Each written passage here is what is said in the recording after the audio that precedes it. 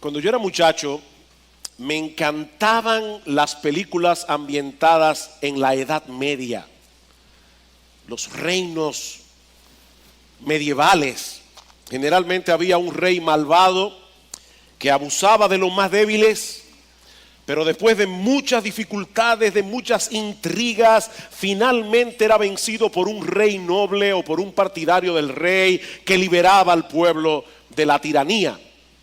Tal vez los más mayorcitos aquí recordarán la película Ivanhoe, basada en la novela de Sir Walter Scott y filmada en 1952. Por si acaso yo no había nacido todavía, pero la vi recientemente. Ricardo Corazón de León, rey de Inglaterra, regresa de las cruzadas a mediados del siglo XII, pero es apresado en Austria. Los secuestradores exigen una suma altísima de dinero para su rescate, pero su hermano Juan Sin Tierra se niega a pagar para poder seguir, obviamente, usurpando el trono de Inglaterra.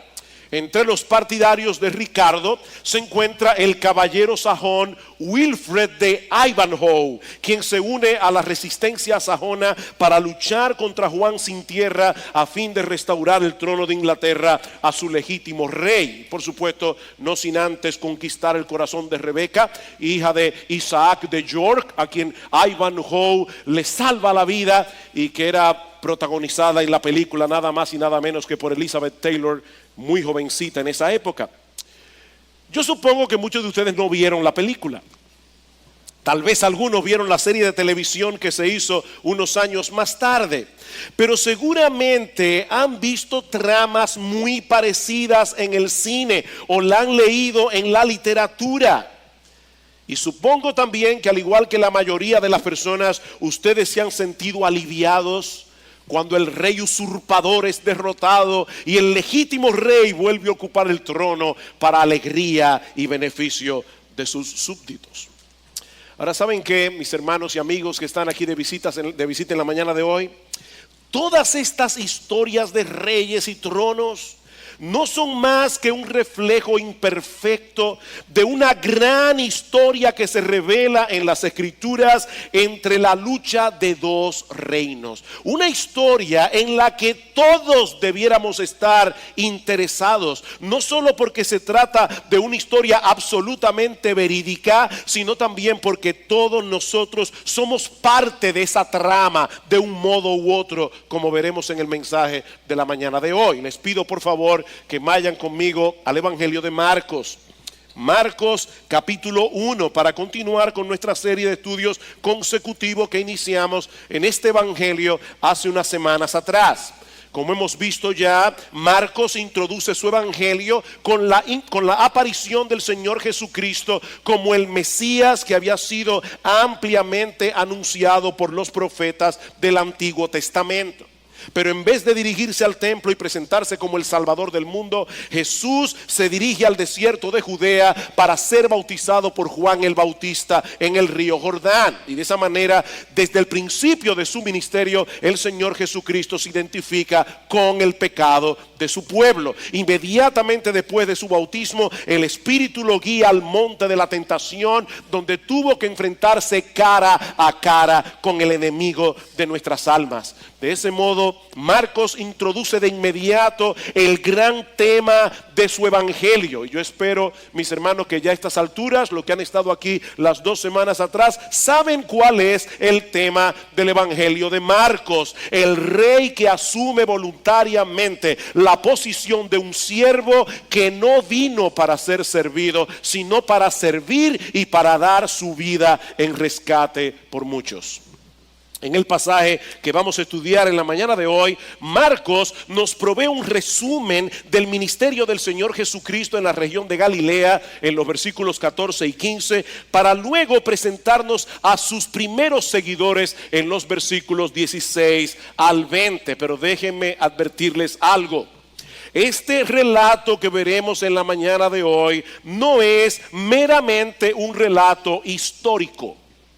esta porción es histórico, pero esta porción del Evangelio de Marcos tiene la intención de mostrarnos en una forma sorprendente la autoridad suprema del Señor Jesucristo como Rey de Reyes, como Señor de Señores, como el Mesías profetizado en el Antiguo Testamento, para luego mostrarnos lo que implica la decisión de seguirle a Él. Y yo espero que todos en esta mañana salgan de aquí con una visión muy clara de lo que Cristo quería decir cuando llamaba a los pecadores: vengan en pos de mí. Vamos a leer los versículos 14 y 15 de Marcos capítulo 1. Dice: después que Juan fue encarcelado, Jesús vino a Galilea predicando el evangelio del reino de Dios, diciendo: el tiempo se ha cumplido, el reino de Dios se ha acercado, arrepentíos y creed en el evangelio. Marcos inicia esta sección con una nota cronológica. Después que Juan fue encarcelado, él asume que todos sus lectores conocían el hecho de que el rey Herodes Antipas había encarcelado a Juan el Bautista por haberle confrontado con su pecado de adulterio y de incesto. Herodes le había quitado la esposa a su hermano Felipe, que para colmo era sobrina suya, Herodías, porque era hija del medio hermano de Herodes, Aristóbulo. Pero Marcos no abunda en detalles acerca de este asunto en este momento, porque todo lo que él quiere que nosotros sepamos es que fue después del encarcelamiento de Juan que Jesús comenzó su ministerio en la región de Galilea. Eso quiere decir, mis amados hermanos, que entre el versículo 13 del capítulo 1 y el versículo 14 hay un lapso de tiempo de alrededor de un año entero que Marcos decide pasar por alto por completo. Un año completo que Marcos no dice absolutamente nada acerca de eso. ¿Recuerdan lo que vimos hace 2 semanas cuando iniciamos esta serie, que decíamos que los evangelios son biografías teológicas? Que la intención de los evangelistas no era darnos una narrativa exhaustiva de la vida y ministerio del Señor, sino que cada uno de los evangelistas escogió lo que ellos querían compartir para cumplir un propósito específico. Eso lo vemos ejemplificado aquí. En el caso de Marcos, su foco de atención es el ministerio de Jesús en la región de Galilea. Y Galilea es la parte más al norte de la tierra de Palestina, la que estaba más poblada en el tiempo del Señor. Era la región que más influencia tenía del mundo gentil y la que menos influencia tenía de la religión ritualista y mecánica que se practicaba en Jerusalén. Sin embargo, es interesante notar que fue precisamente en Galilea donde el Señor pasó el 90% de su ministerio. El 90% del ministerio del Señor se llevó a cabo en Galilea. Fue allí donde el Señor llevó a cabo la mayoría de sus milagros. Fue en Galilea donde Él pronunció la mayoría de los discursos que encontramos en Mateo, en Lucas y en Marcos. En el capítulo 4 del Evangelio de Juan, nosotros vemos que la razón por la que Jesús se movió hacia la región de Galilea fue para evitar una confrontación prematura con los líderes religiosos de Israel, que estaban en su mayoría en la ciudad de Jerusalén. Y es por eso que Marcos nos dice: fue después que Juan el Bautista fue encarcelado que Jesús se movió hacia Galilea. Ya Juan el Bautista no estaba en el escenario, la popularidad de Jesús iba en ascenso, así que el Señor quiso alejarse del centro religioso de la nación, no por temor, sino por prudencia, para evitar una confrontación temprana con los fariseos. Y de paso, mis hermanos y amigos, esto nos recuerda que la religiosidad y el evangelio nunca han caminado de la mano el uno con el otro. Mientras más involucrada está una persona en una religión infectada por tradiciones humanas, menos dispuesta estará para escuchar y recibir el evangelio. Mis hermanos, la religión es como una vacuna que inocula a las personas para que el evangelio no penetre en su corazón. ¿Saben cómo funciona una vacuna, verdad? A usted le ponen un poco del virus que quieren inocular en su cuerpo. Y ese poco del virus lo inocula, lo cubre, lo protege para que cuando llegue el virus real no lo afecte. Eso pasa con la religión. La religión tiene algo de verdad y ese algo de verdad se mete en tu sistema y no permite que toda la verdad penetre. La religión vacuna a las personas contra el evangelio. Los convierte en una especie de zombies espirituales. ¿Saben lo que es un zombie, verdad? Eso es lo que hace la religión. La religión produce zombies, personas que parecen que están vivas pero están muertas, como sucedió con los líderes religiosos de Israel. Aunque gracias al Señor el poder de Dios es todopoderoso, valga la redundancia, y es capaz de vencer toda resistencia y traer personas hasta como Nicodemo al arrepentimiento y a la fe. El viernes salí a caminar en un parque cerca de casa y de repente comenzó a juntarse un grupo de personas. Llevaban una cruz, unas velas, iban a estar haciendo, supongo yo, la preparación para el tiempo de Semana Santa. Y yo los veía llegar y reunirse allí pensando que estaban haciendo algo que realmente agradaba al Señor.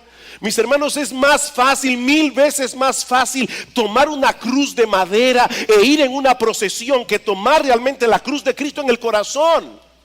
Ese tipo de cosas vacuna a las personas contra el evangelio, porque ellos creen que están agradando a Dios con lo que hacen. Jesús se va de Jerusalén, llega a Galilea. ¿Y cuál fue la esencia del ministerio que el Señor llevó a cabo en esa región? ¿A qué dedicó Jesús la mayor parte de su tiempo? Marcos dice que Jesús se dedicó a predicar el evangelio del reino de Dios. A predicar. Dios tiene un solo hijo y es predicador. Eso debe ser un motivo de mucho aliento para los predicadores. Jesús hizo muchas cosas en ese tiempo, como vemos en este mismo capítulo del Evangelio de Marcos. Jesús echó fuera demonios, sanó a los enfermos, resucitó muertos, caminó sobre las aguas. En 2 ocasiones alimentó a un montón de personas con unos cuantos panes y unos cuantos peces. Pero en este resumen que Marcos nos da de su ministerio, él no menciona ninguna de esas cosas. Porque Jesús dedicó la mayor parte de su tiempo a la predicación del evangelio. Y es interesante que la palabra que se usa aquí significa proclamar en alta voz como un heraldo las buenas nuevas de salvación, como hacemos cada domingo desde este púlpito. Eso es predicar. Predicar no es otra cosa que una declaración autoritativa y a viva voz de la verdad de Dios. Y el verbo que Marcos usa en el versículo 14 es un participio presente. ¿Y eso qué significa? Que era algo a lo que Jesús se dedicó a hacer continuamente. Durante todo su ministerio, Jesús predicó el evangelio. Él manejó su agenda de tal manera que todas las otras cosas nunca fueron un impedimento para que él predicara el evangelio. Más adelante en el capítulo 1 hay una escena interesante.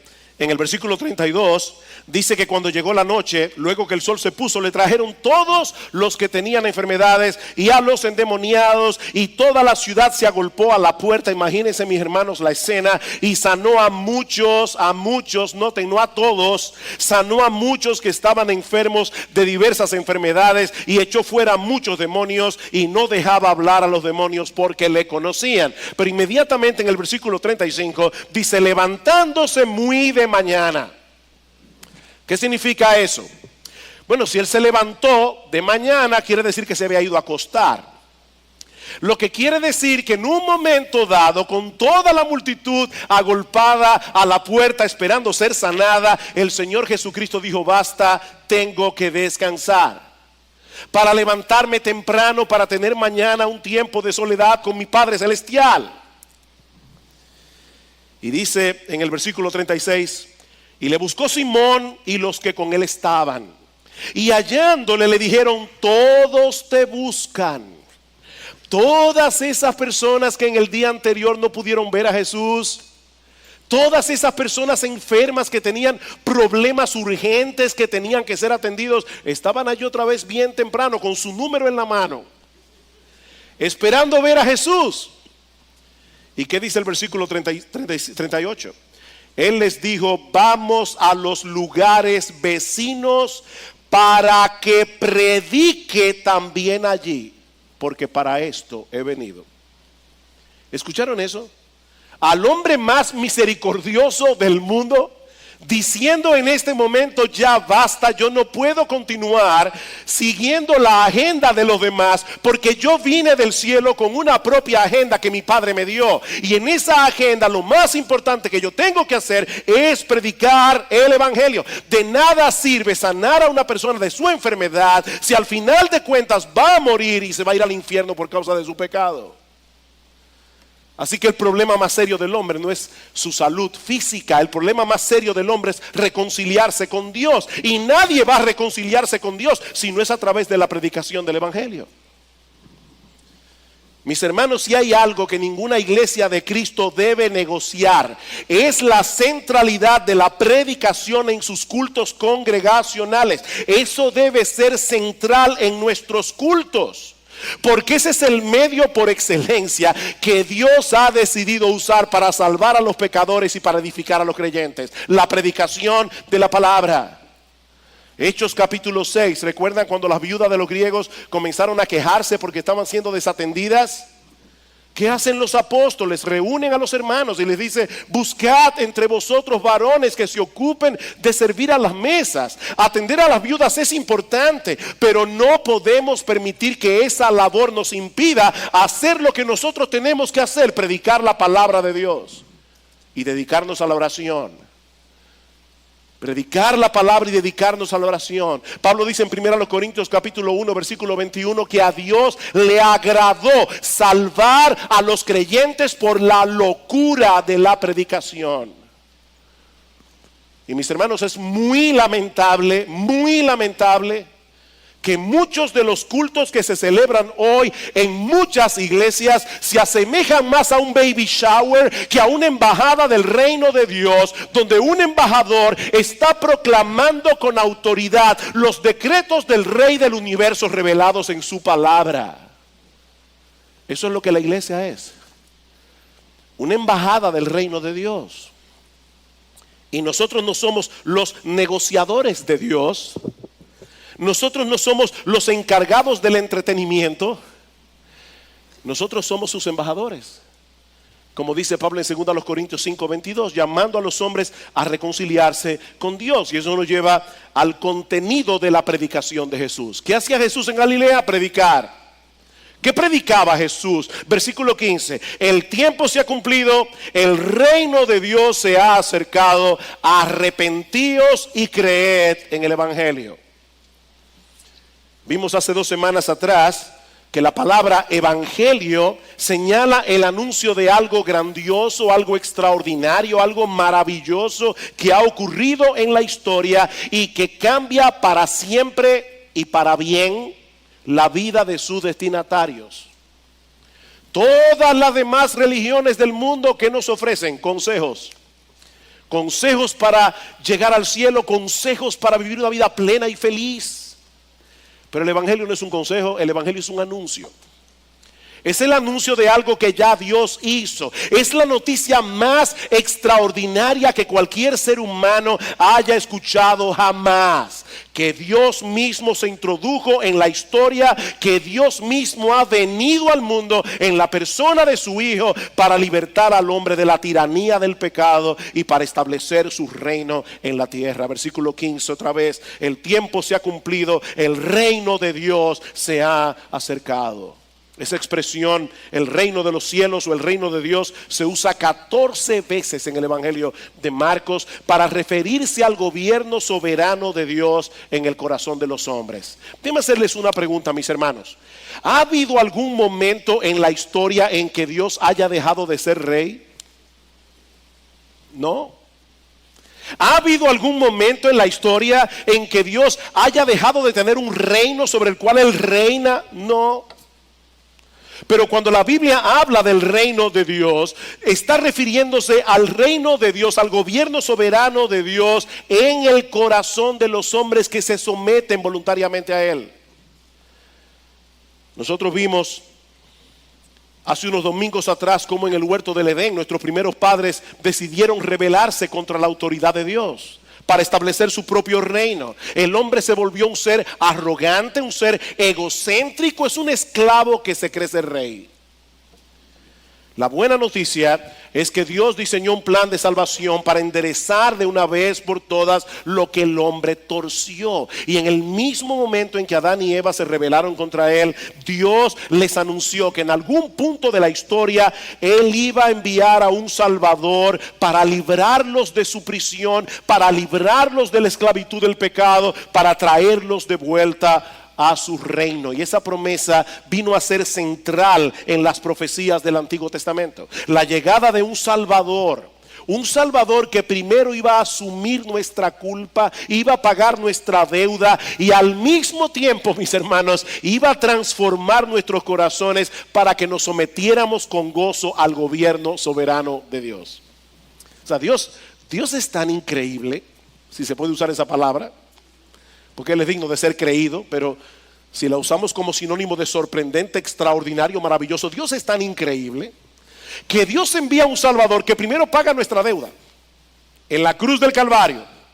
Pero Él sabe que habiendo Cristo muerto en la cruz, habiendo derramado su sangre para limpiar nuestros pecados, ninguno de nosotros vendríamos voluntariamente a Él, porque amamos nuestro pecado. Nosotros somos prisioneros que amamos nuestra prisión. Nosotros somos esclavos de un pecado que amamos de todo corazón. Así que nadie iba a venir a menos que Dios hiciera también una obra de transformación en nuestros corazones. Y ese fue el Salvador que Dios envió. Alguien que pagara nuestra culpa, alguien que transformara nuestro corazón. Y es el cumplimiento de esta promesa la que Jesús proclama en su predicación. El tiempo se ha cumplido, el reino de Dios se ha acercado porque el Rey ya está aquí. El Rey llegó. Jesús ha puesto a nuestro alcance el reino de Dios si venimos a Él en arrepentimiento y fe. El tiempo se ha cumplido, el reino de Dios se ha acercado. Arrepentíos y creed en el Evangelio.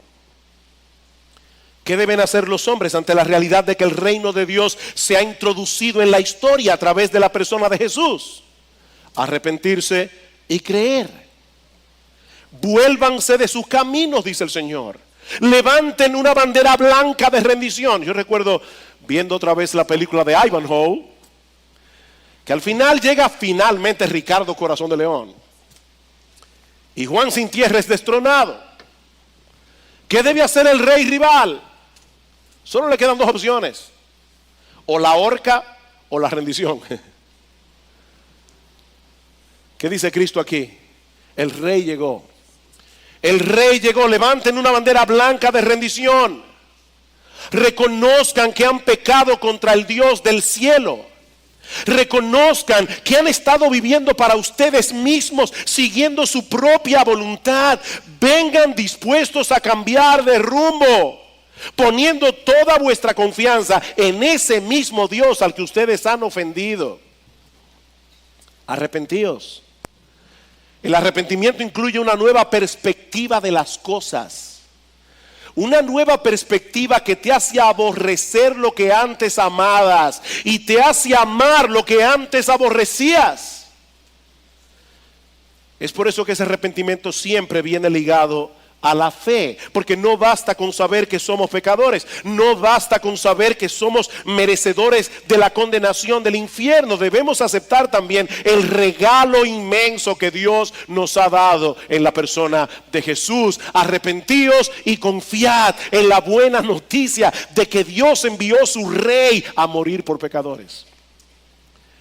Arrepentíos y creed en la buena noticia de que ya Dios pagó tu deuda. Mi amigo, óyeme bien, la salvación no es por obras. La salvación no es por lo que tú hagas o dejes de hacer. La salvación es por lo que ya Dios hizo en la cruz del Calvario, en la muerte de su propio Hijo. Esa es la buena noticia del Evangelio. De manera que la conversión es un cambio de soberanía. Estamos aceptando con gozo la autoridad absoluta de Dios sobre todas las áreas de nuestra existencia, porque ahora vemos claramente que su gobierno es infinitamente mejor que la tiranía del pecado. Se trata de un cambio radical, porque implica un cambio de corazón y un cambio de dueño. Y eso lo vemos claramente en el resto del pasaje, los versículos 16 al 20, en el llamado de Jesús. Versículo 16. Ya Jesús ha proclamado el evangelio del reino de Dios. Ahora dice: andando junto al mar de Galilea, vio a Simón y a Andrés, su hermano, que echaban la red en el mar, porque eran pescadores. Eran pecadores, pero también eran pescadores. Y les dijo Jesús, y hermanos, por favor, no desconecten esta historia con lo que acabamos de ver. Aquí está el Rey de Reyes que ha llegado. Y ahora este rey, con la autoridad que se le ha conferido, dice: Jesús les dijo a Andrés y a Simón, es decir, al apóstol Pedro: venid en pos de mí y haré que seáis pescadores de hombres. Y dejando luego sus redes, aquí está la famosa palabra favorita de Marcos, traducida aquí como luego, pero que se puede traducir literalmente inmediatamente. Y les dijo Jesús: venid en pos de mí, haré que seáis pescadores de hombres. Y dejando inmediatamente sus redes, le siguieron. Versículo 19. Pasando de allí un poco más adelante, vio a Jacobo, hijo de Zebedeo, y a Juan su hermano, también ellos en la barca, que remendaban las redes. E inmediatamente los llamó, y dejando a su padre Zebedeo en la barca con los jornaleros, le siguieron. Vamos a llevarlos por un momento a la escena que tenemos aquí. Jesús está caminando por el mar de Galilea. El mar de Galilea es en realidad un lago de agua dulce, relativamente pequeño, de 21 kilómetros de longitud y unos 13 kilómetros de ancho. Sin embargo, era un centro pesquero de enorme importancia en el tiempo del Señor, por la cantidad de peces y la variedad de peces que hay en el lago. De hecho, algunos de los peces que hay en el mar de Galilea no se encuentran en ninguna otra parte del mundo. Según el historiador Flavio Josefo, historiador judío, cuando los romanos conquistaron Israel, habían en el mar de Galilea unas 250 embarcaciones pesqueras. Así que era una tremenda industria que movía mucho dinero y que seguramente involucraba a mucha gente. Y allí se aparece el Señor junto al mar de Galilea al inicio de su ministerio, y pone sus ojos en dos pescadores: Simón, que no es otro que el apóstol Pedro, y su hermano Andrés, echando las redes en el mar. Podemos estar seguros de que ese día había mucha gente allí haciendo exactamente lo mismo. Pero Cristo los estaba buscando a ellos dos de manera particular. ¿Saben por qué? Porque ya los había escogido para que se emplearan a tiempo completo en la predicación del evangelio. Ahora, esta no era la primera vez que Jesús se encontraba con Pedro y Andrés. Según el capítulo 1 del evangelio de Juan, estos dos hermanos ya habían conocido al Señor alrededor de un año antes y habían creído en Él como el Mesías. Pero en esta ocasión Jesús los llama a dejarlo todo con el propósito de ser entrenados por Él durante el resto de su ministerio. Versículo 17. Y les dijo Jesús: venid en pos de mí y haré que seáis pescadores de hombres. Y dejando de inmediato sus redes, le siguieron. Jesús lo llamó e inmediatamente lo dejaron todo para seguirle. Y lo mismo ocurrió con Juan y Jacobo en los versículos 19 y 20. Jesús los llamó y sin pensarlo dos veces dejaron a su padre, el trabajo que hacían con él, y se fueron con Jesús. Ahora bien, este fue un llamado particular para un ministerio particular. Sin embargo, lo que está sucediendo aquí con estos dos hermanos Es exactamente lo mismo que ocurre con cualquier persona a la que Jesús llama para seguirle a Él. No todos son llamados a dejar su trabajo vocacional para dedicarse al ministerio a tiempo completo. Pero escúchame bien, mi hermano, y amigos que están aquí de visita en esta mañana. Todos los que son llamados por Jesús son llamados exactamente como Pedro y Andrés, como Jacobo y Juan, para seguirle a Él con todo lo que eso implica. Por eso es tan importante que nosotros veamos este pasaje con detenimiento si queremos entender realmente lo que significa seguir a Cristo. Hoy día muchas personas dicen seguir a Jesús. Yo estoy seguro que si usted sale a la calle y hace una encuesta y le pregunta a cualquier persona, ¿usted cree en Cristo? Probablemente la mayoría le dirá que sí. Pero yo quiero que ahora, examinando este pasaje con detenimiento, cada uno de nosotros pueda preguntarse a sí mismo, ¿realmente soy yo un seguidor de Jesús? Bueno, noten en primer lugar que este es un llamado soberano. Este es un llamado soberano. Como veíamos hace un momento, seguramente había un montón de pescadores y de vendedores en el mar de Galilea ese día. Me imagino una doña con un fogón vendiendo, no ya ni queque, pero por lo menos pescado. Había un montón de gente ahí. O sea, imagínense cientos y cientos y cientos de personas en el mar de Galilea. Pero Jesús decidió llamar a esos 4 por ninguna otra razón que por el puro afecto de su voluntad, porque Él quiso hacerlo así. Como dice Pablo en Efesios capítulo 1, versículo 5. De hecho, más adelante en Juan capítulo 15, versículo 16, que estudiamos en el discurso del aposento alto. ¿Qué le dice Cristo a los discípulos? No me elegisteis vosotros a mí, sino que yo os elegí a vosotros. Ustedes no me eligieron a mí. Ahora, lo interesante, mis hermanos, es que en el tiempo del Señor, los rabinos, los maestros, no escogían a sus alumnos. Eran los alumnos los que decidían con qué rabino querían estudiar. Pero Jesús es un maestro diferente, porque ningún hombre en la tierra tiene la autoridad que Él tiene. Mis hermanos, es Jesús el que toma la iniciativa para comenzar una relación con nosotros, y nuestra participación en este asunto es únicamente responder a su llamado. Mi hermano, tú debes entender que si hoy estás en Cristo, se debe únicamente al hecho de que Él se fijó en ti y te llamó con un llamamiento soberano y eficaz, para que tú vengas a ser suyo y de nadie más. Si Jesús no te hubiera llamado con este tipo de llamamiento, si Jesús no hubiera obrado en tu corazón, tú no estarías aquí hoy adorándole a Él. Él fue que tomó la iniciativa, no fuiste tú. Él es soberano, absolutamente soberano. En segundo lugar, este es un llamado eminentemente personal. Venid en pos de mí. Venid en pos de mí. En el tiempo del Señor, otra vez, los estudiantes debían mostrar fidelidad hacia la ley de Moisés, no hacia sus maestros.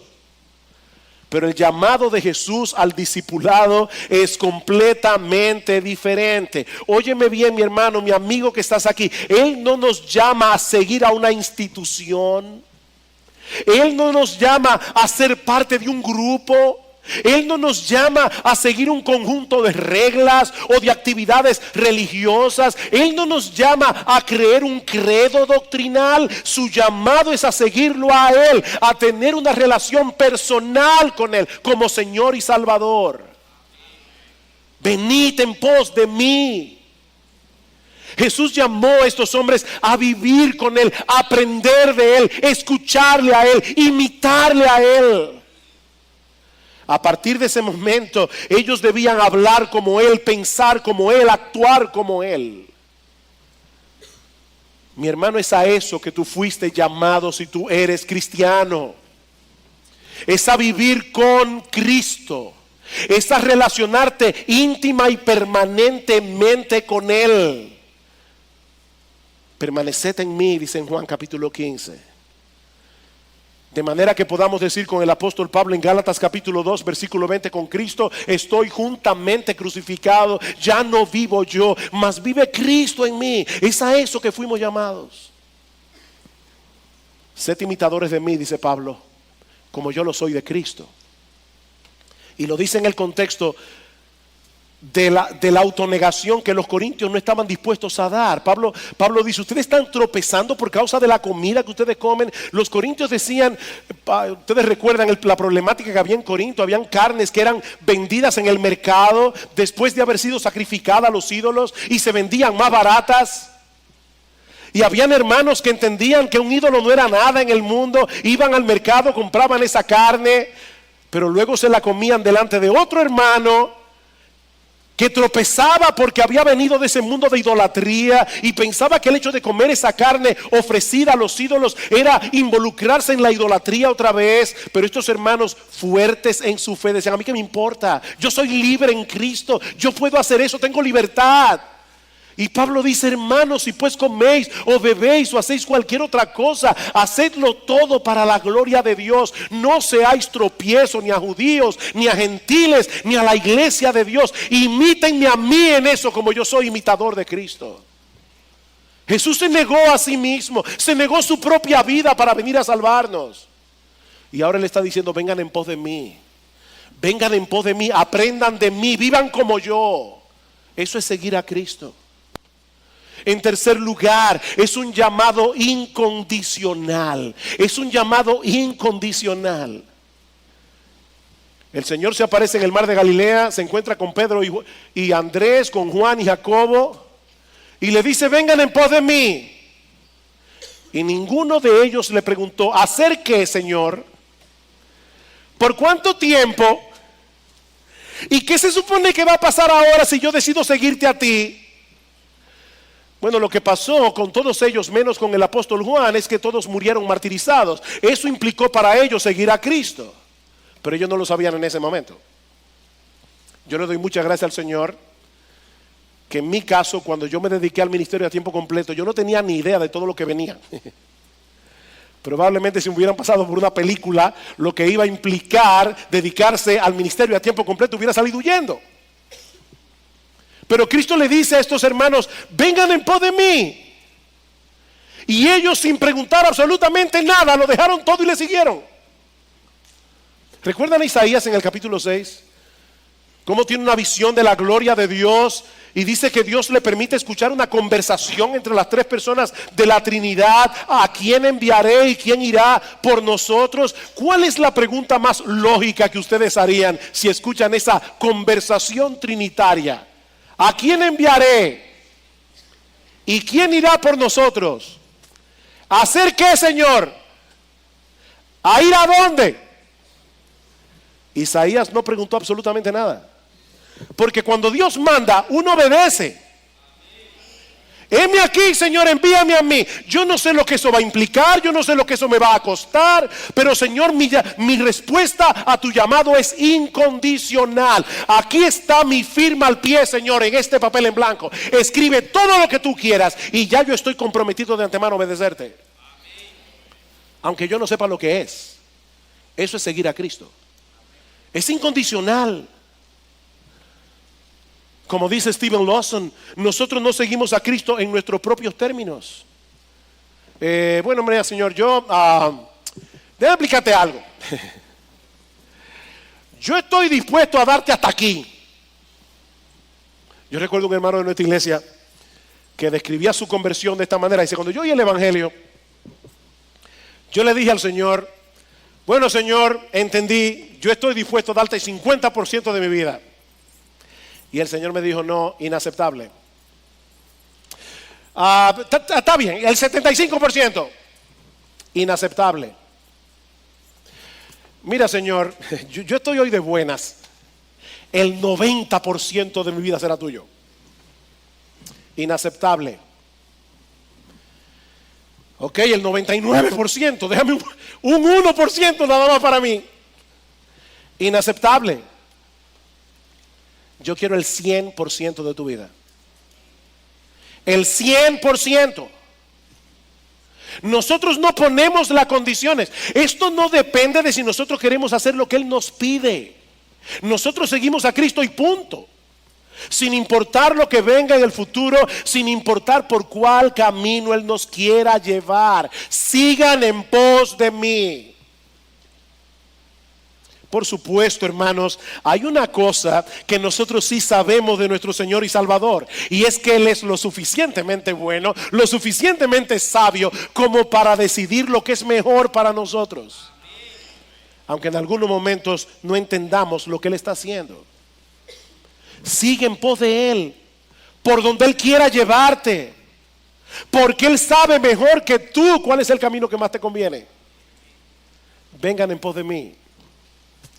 En cuarto lugar, es un llamado permanente. Es un llamado permanente. El verbo que usa Marcos en el versículo 17 es un imperativo presente, y eso indica que se trata de una acción continua. Continua. Vengan en pos de mí. Los 7 días de la semana, las 24 horas del día. Mis hermanos, nosotros no somos discípulos de Jesús los domingos cuando venimos a la iglesia. No somos discípulos de Jesús las primeras horas de la mañana en nuestro tiempo de oración y de lectura bíblica. Somos discípulos 24/7. No importa si estamos en el trabajo, o en el colegio, o en la universidad, o en nuestro tiempo de recreación y de entretenimiento. El llamado es a seguirle a Él todos los días de nuestra vida hasta que estemos en su santa y bendita presencia. Vengan en pos de mí. En quinto lugar, es un llamado que incluye una tarea extraordinaria. Vengan en pos de mí, y yo los entrenaré para que lleguen a ser pescadores de hombres. Vengan en pos de mí. Dejen las redes, dejen las barcas, dejen los peces. Yo tengo para ustedes una labor infinitamente más importante. Desde ahora en adelante, ustedes serán pescadores, pero de hombres. Miren, mis hermanos, es imposible tener una relación cercana con una persona tan extraordinaria, tan maravillosa como nuestro Señor Jesucristo, y no desear al mismo tiempo que otros le conozcan y que tengan una relación personal con Él. Y déjame decirte algo. No hay que ser un doctor en teología para ser un pescador de hombres. No hay que tener 15 años en la fe. Lo único que se requiere es tener una relación personal con el Señor Jesucristo y haber experimentado la dulzura de conocerle. Vengan en pos de mí.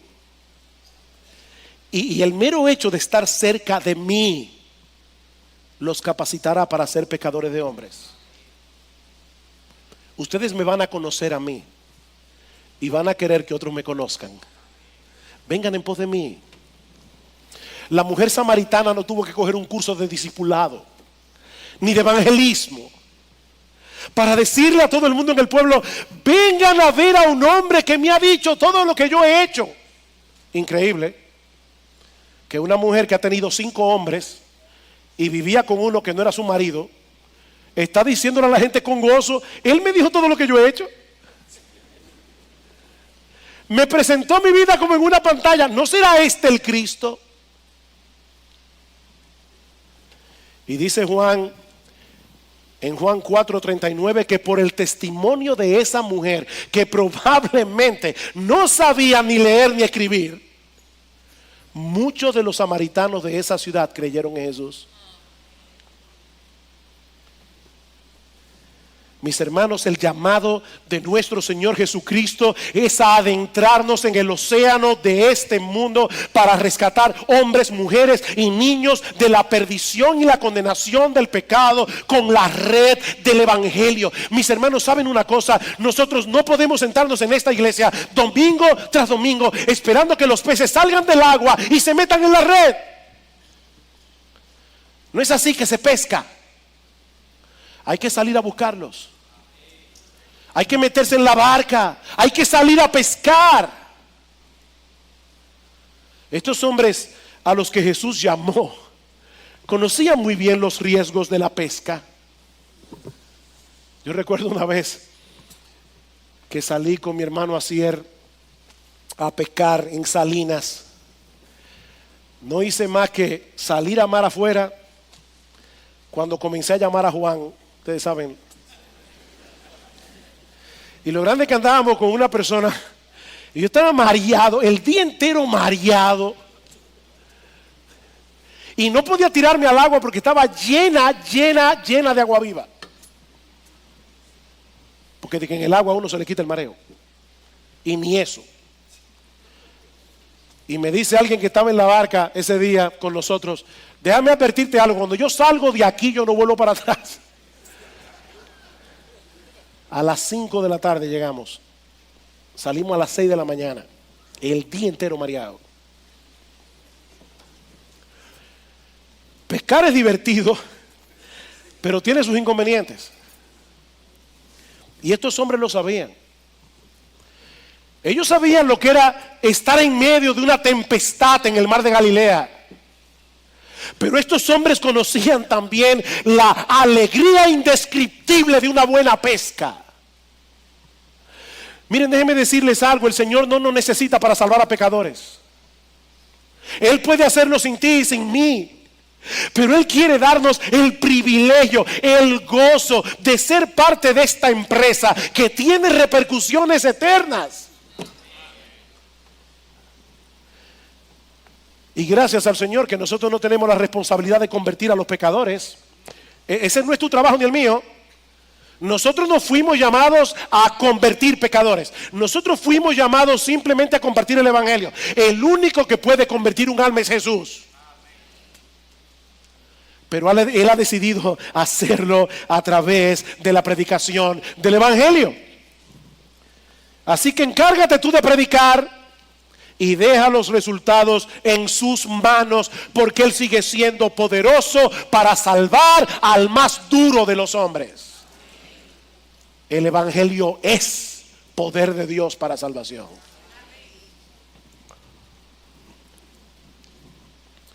Nunca dejo de pensar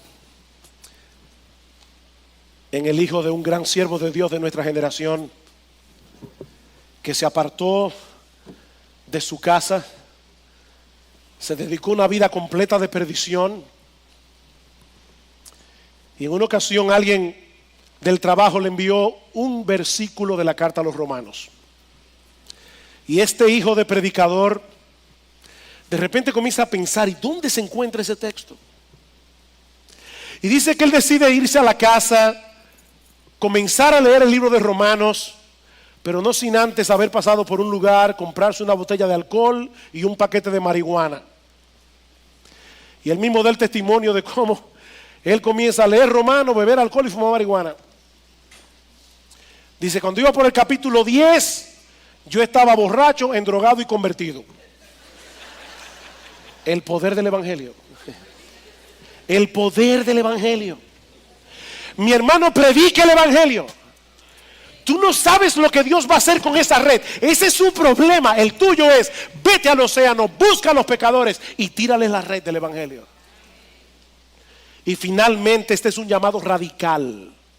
Este es un llamado radical que define nuestra identidad. Marcos dice en los versículos 19 y 20 que cuando Jesús llamó a Jacobo y a Juan, de inmediato dejaron a su padre en la barca para seguirle.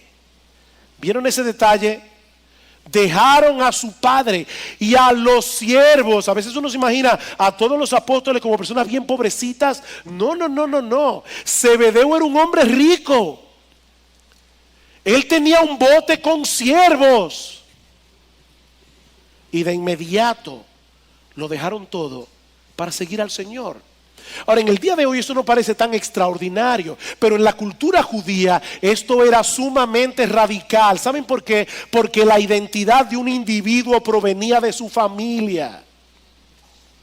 Cada uno era conocido como el hijo de.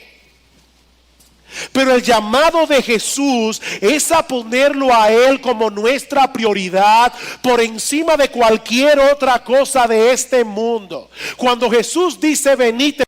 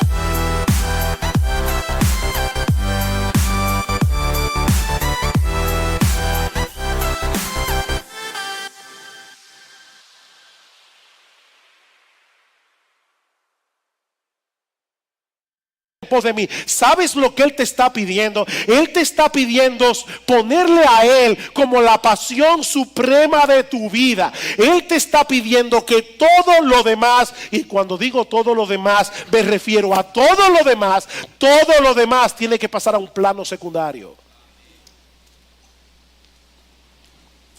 ¿Te parece demasiado radical? La palabra fanático es una palabra que nos causa temor. Y esto suena a fanatismo, ¿verdad?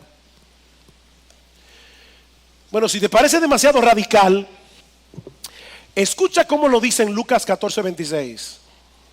Si alguno viene a mí y no aborrece a su padre, a su madre, a su mujer, a sus hijos, a sus hermanos, a sus hermanas y aún también su propia vida, no puede ser mi discípulo. Y el que no lleva su cruz y viene en pos de mí, no puede ser mi discípulo. ¿Escuchaste eso? Y Jesús no pide excusas. Este es el llamado de Cristo a todo el que quiera seguirle. Como dice Tim Keller, el Señor no le dice a la multitud, bueno, la mayoría de ustedes puede actuar de una manera moderada, ¿verdad? Como muchos cristianos. Yo no soy fanático, yo llevo un cristianismo moderado.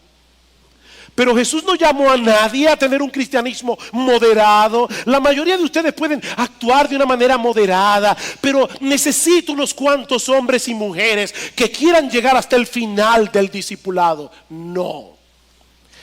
Todo el que quiera venir en pos de mí, eso es lo que tiene que hacer.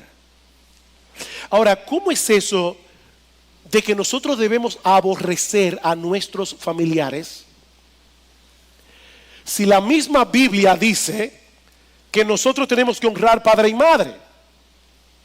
Y aún Cristo mismo dice que nosotros debemos amar hasta nuestros enemigos. ¿Qué es lo que Jesús está diciendo aquí? El aborrecimiento del que Jesús está hablando es comparativo. Es un aborrecimiento comparativo. Cito de nuevo a Tim Keller. Es como si el Señor estuviera diciendo: yo quiero que me sigas de una manera tan completa, tan intensa y tan duradera, que en comparación el resto de tus relaciones en tu vida parezcan odio. Sí, tú debes honrar padre y madre. Tú debes amar a tus enemigos. Pero en relación con Jesús, Él está aquí y todo lo demás está aquí.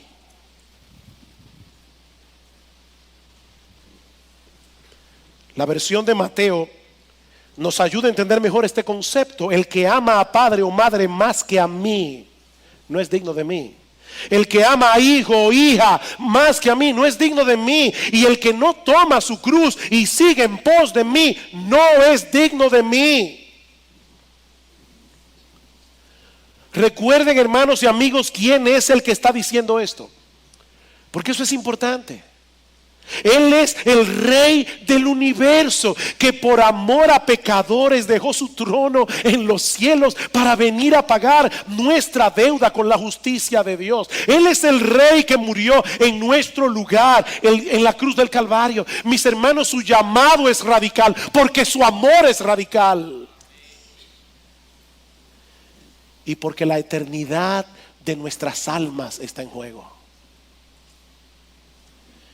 Y ahora yo te pregunto, ¿qué tú vas a hacer con Jesús en esta mañana? ¿Qué tú vas a hacer con Jesús? Mira, déjame decirte algo. Nadie puede permanecer neutral ante el llamado de Jesús. Porque no hacer nada es hacer algo. Vengan en pos de mí. Vengan en pos de mí. O lo abrazas de todo corazón o lo estás rechazando de todo corazón. Mi amigo, el Rey del cielo ha abierto las puertas para el reino de Dios. Tú puedes ser librado hoy de la tiranía del pecado. Tú puedes ser librado hoy de la condenación del infierno. Tú puedes ser librado hoy de tener a Dios como tu enemigo. Porque las puertas del reino están abiertas para ti si vienes a Cristo en arrepentimiento y fe. Levanta tu bandera blanca de rendición. Ríndete ante el Rey y cree en el Evangelio. En esa buena noticia de que el Rey del cielo murió por pecadores, para que todo aquel que en él cree no se pierda, mas tenga vida eterna.